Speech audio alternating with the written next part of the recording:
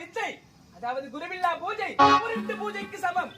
அப்படியா? ஆமா, அதற்கு எந்த ஒரு பூஜை செய்தாலும் குரு இருந்தால்தான் அந்த பூஜை நிறைவு பெறும். உண்மையாக ஆகையால் நீ செய்கின்ற பூஜை இனி எத்தனை காலம் செய்தாலும் அந்த முருகப்பெருமான் வந்து உனக்கு காட்சி தரப்போவதும் இல்லை, உன்னை மணக்கப் போவதும் இல்லை. ஆண்டவா, இப்படி எல்லாம் சொல்லுகிறேன்.